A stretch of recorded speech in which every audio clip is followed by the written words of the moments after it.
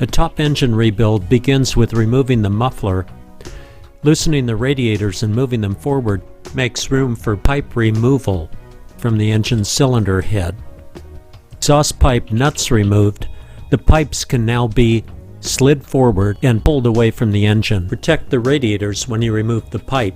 Drop the skid plate and drain the cooling system by removing this bolt from the water pump.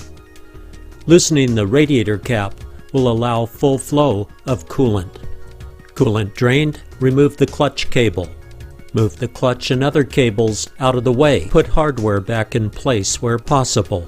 Loosen the breather hose, then loosen the triangle brackets that support the upper end of the engine.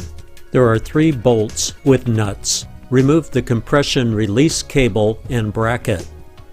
Again, tuck the cable and bracket up and away from the engine. Remove the 4 bolts that hold on the rocker covers and place these parts safely aside. If you're at top dead center on the compression stroke, the rockers should all be loose. Remove the rocker box 6mm bolts. Loosen them evenly. Keep track of bolts with copper sealing washers and make sure they get reinstalled in their proper locations. Remove the 2 8mm bolts last and rock the rocker box slightly to loosen the rocker box from the dowels. Remove the rocker box carefully and don't scratch the mating surfaces. Remove locating dowels. Now carefully remove the chain tensioner, loosening the bolts evenly. Make sure the tensioner slides out freely. You can now remove the camshaft sprocket.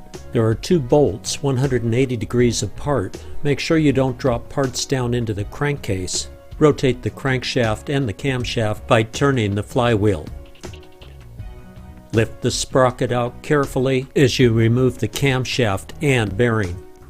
Hold on to the bearing. I accidentally dropped it between the chain halves, which is not a problem. The bearing cannot fall into the crankcase from this position. I removed the dowel pin and the bearing with a magnet.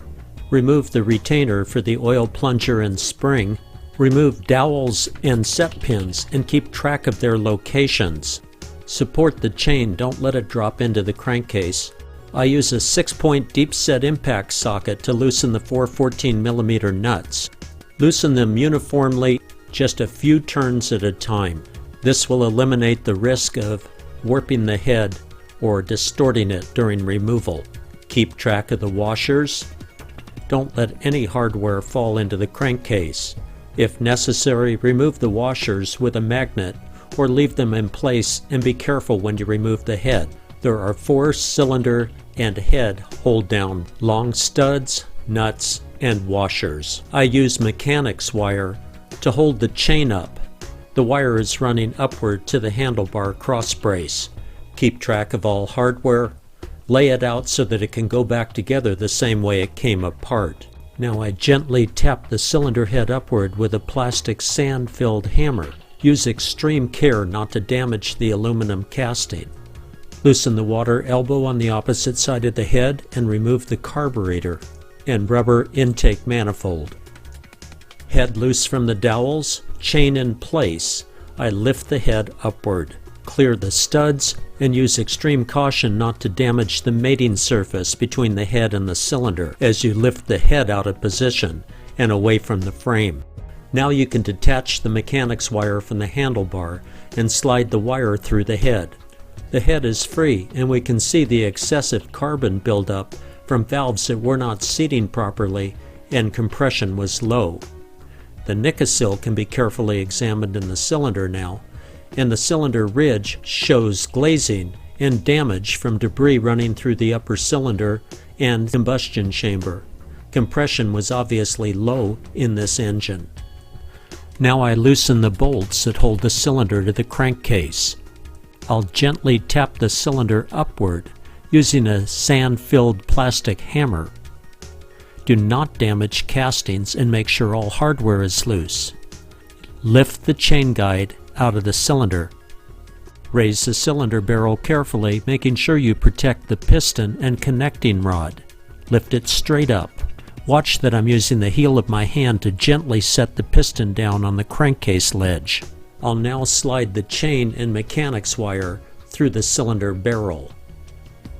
and place the chain carefully down on the side of the crankcase. Holding the cylinder barrel squarely, I gently pry the lower portion of the cylinder barrel through the two studs without damaging the studs or lower cylinder barrel. We can now examine the cylinder barrel. The Nikasil is intact in most areas of the wall, but up in the ridge area you can see the scoring damage and signs of abuse from debris running through the upper cylinder. This engine was running an extremely lean main jet. The heat in the cylinder is obvious, and the lower portion of the cylinder is showing skirt drag from the piston, although there's no sign of seizure on either the piston or the cylinder barrel, and that's a good thing. There's no damage to the engine beyond the upper cylinder wear and the valves, which show an excessive amount of carbon and are obviously leaking.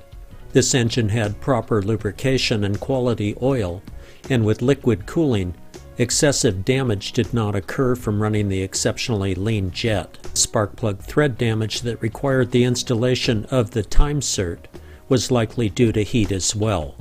Carbon buildup in the head and the skirt wear on the piston are indicative of an engine that was running too lean and lost valve seal. The cylinder head and barrel are now headed to LA Sleeve for reconditioning.